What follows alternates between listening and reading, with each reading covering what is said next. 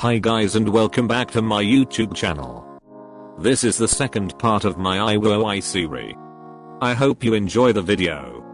If you do, please don't forget to like, comment, subscribe to my channel and click the little bell icon to be the first one notified when I upload the next part.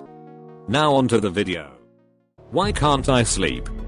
It almost feels like torture. I just want to feel at peace. The sun was rising again, slowly getting up in the sky. But even under the bright sun rays, IwaOi did not feel good. 2 knocks on the door. Heyo princess. Wanna open up to your beautiful best friend? IwaOi sighed and got up. Atsumu was probably the only one he wanted to see right now. He stood up and walked to the door. His knee was still in bad shape, so he let out a groan.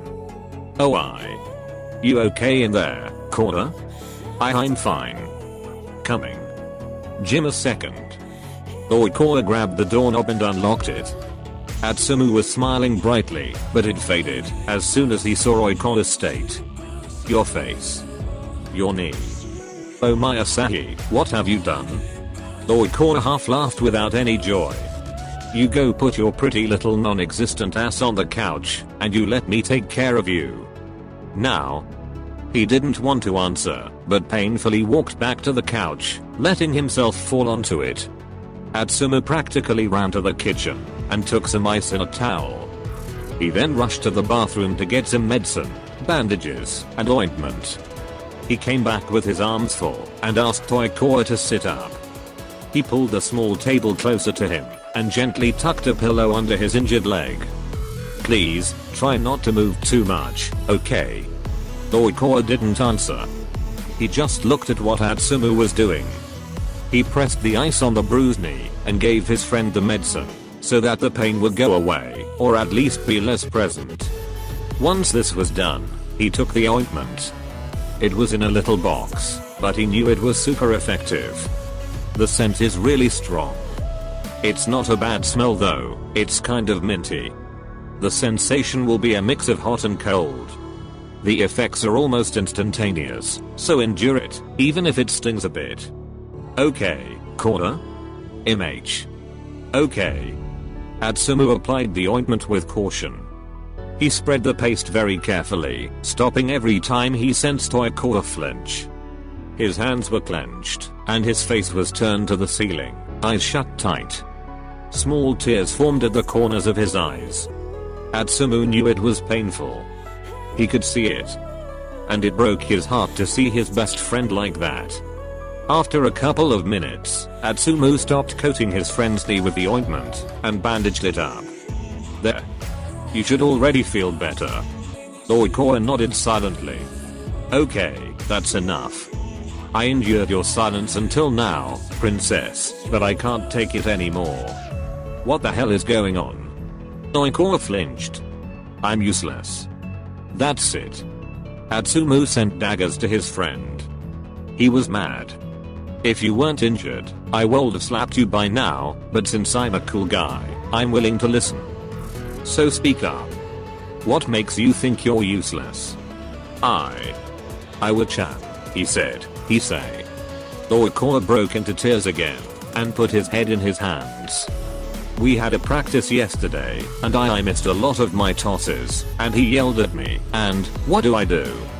I don't even know what I want anymore. I'm always alone in this damn house and the person I've known the longest basically threw me away. What am I supposed to do? Atsumu didn't know what to say. He had never seen his best friend like this before. IwaOi was fragile, like a little rag doll. It was painful to see. Slowly, he sat down next to his friend and opened his arms. IwaOi didn't hesitate before hugging him tightly. It will be okay. You will be okay. I'll be with you, by your side, okay? IwaOi nodded, breathed painfully, unsure of this affirmation. But in the end, he finally fell asleep. Did I sleep? He remembered the morning sunrise, but now it was completely dark outside. Confused, he looked around. Oikora was surprised to find his best friend, Atsumu, asleep on one of the big chairs in front of him. He looked at his knee. The bandages had been taken off. The purple color was still visible, unfortunately. The pain was still there from times to times, but it was nothing compared to earlier. Atsumu. Oikora brushed his hair back, thinking about what happened yesterday. He sighed. Sorry about yesterday.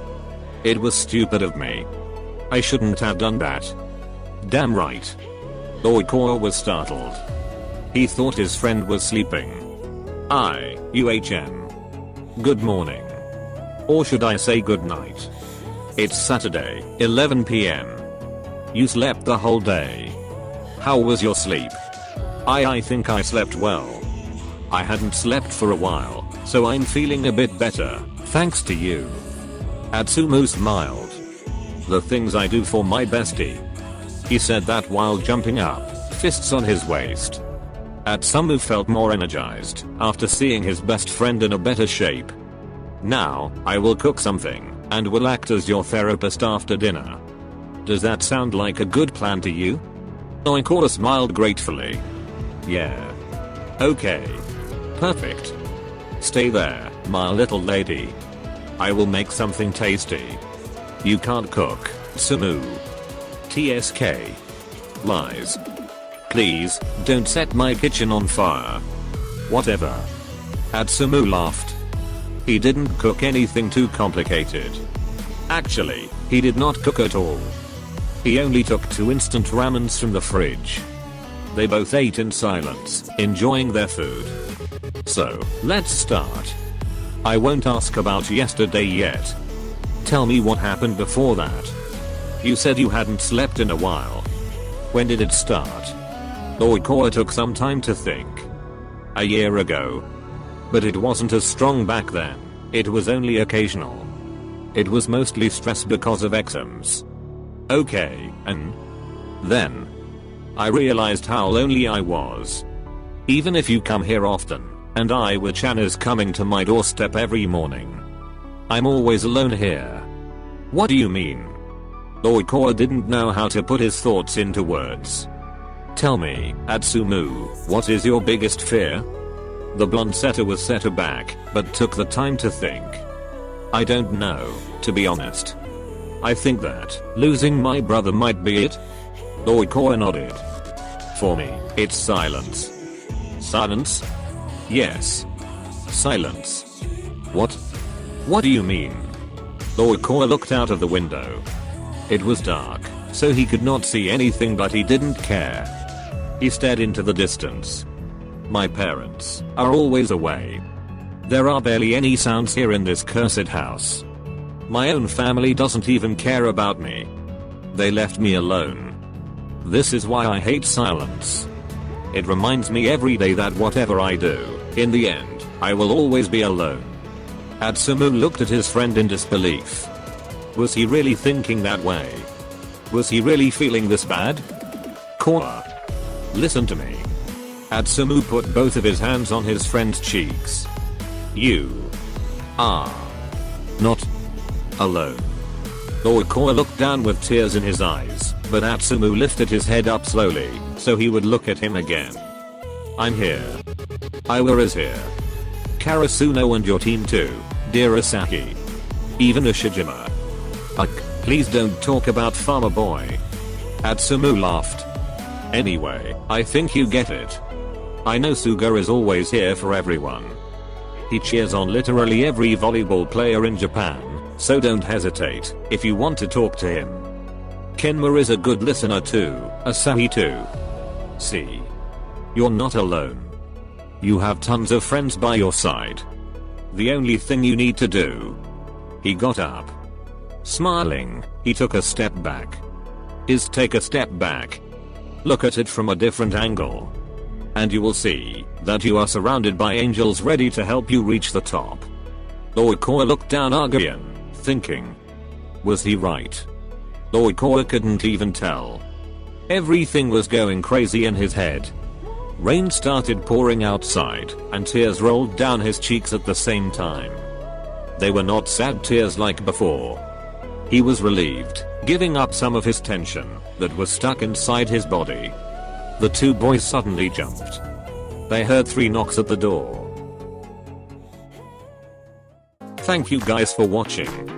I hope you liked the video. Please let me know in the comments below your predictions for the next part.